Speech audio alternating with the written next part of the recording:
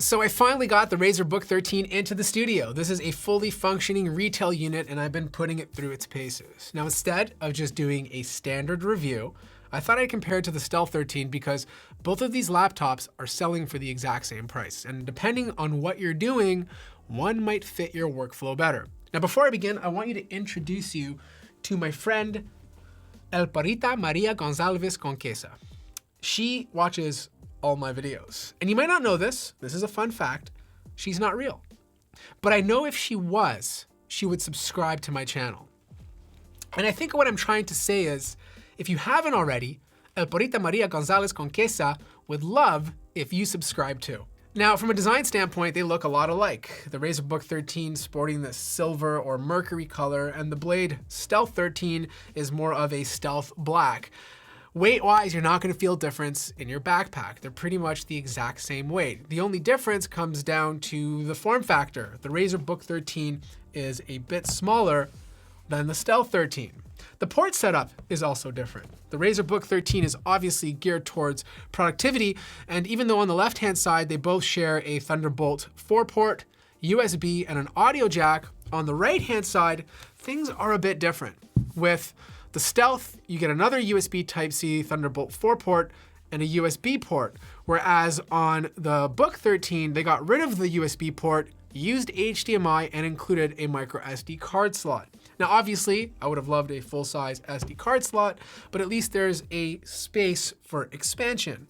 Now, because the Stealth 13 is black, you can see there's already a lot of fingerprints on it compared to the Book 13 where it's really hard to see. They both can be opened up with one hand, but the key difference is that the display on the Stealth 13 can go further back. The hinge is designed differently. The base sits directly on the table. The base on the Book 13 is using more of an ergo hinge. It lifts upwards to provide room for air to dissipate.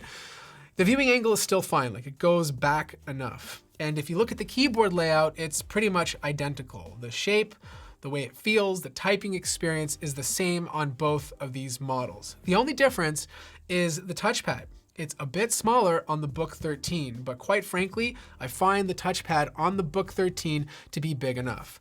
The other difference is sound. You buy the Stealth 13, you're getting 4 upward firing speakers compared to only 2 on the Book.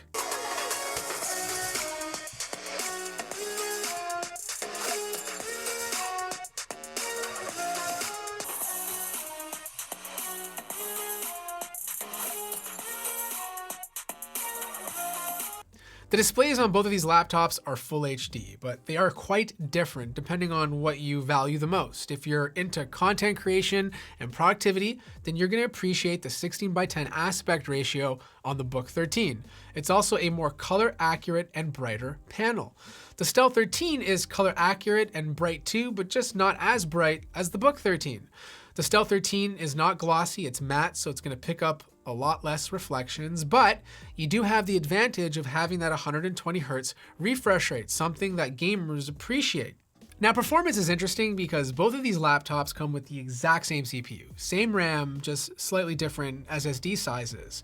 The big difference though, is that you have to rely on the integrated Intel Xe GPU in the Book 13, which is really good. But it still doesn't beat out the dedicated 1650 Ti Max-Q GPU that's inside of here. Now, if you were just to perform synthetic benchmarks on the CPU, the Book 13 does perform better. But when you start getting serious and you run specific applications, the Stealth 13 is the better performer. For example, I compiled Mozilla Firefox. This did it 3 minutes faster. If you're into video editing, you're still gonna want the Stealth 13. I was using DaVinci Resolve and it just performed much better on the Stealth compared to the Book 13 because of that dedicated GPU. But when it comes to noise, the Book 13 does a better job. Razer is not allowing this to get over 40 decibels. So the experience, even when under load, is quieter on the Book 13 compared to the Stealth. Now, heat management is super conservative on both of these laptops. Razer does not allow these CPUs to hit 90 degrees for more than a few seconds, which means the longevities of these CPUs are going to be good. The downfall to this is that it's not taking advantage of the entire processor, so you are losing out on a lot of performance. I really wish Razer would allow these CPUs to run a little bit hotter for longer.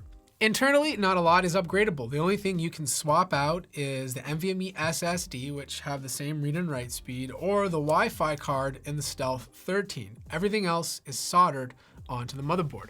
The cooling solutions are also a bit different. A lot more grand on the Stealth 13 because it has to support that dedicated GPU, but the battery is bigger on the Book 13. It's 55 watt hours compared to 53. Now, I don't think the difference in battery life has to do that much with the battery size, but more because the Book 13 doesn't have a dedicated GPU to support. Because I was getting 8.5 hours with the Book 13 compared to 6 or 6.5 on the Stealth 13. So here's the thing, the Razer Book 13 is an awesome laptop, but right now the Stealth 13 is not selling for $17.99. It's on sale for $15.99, the exact same price. And with that, you get double the storage and a dedicated GPU.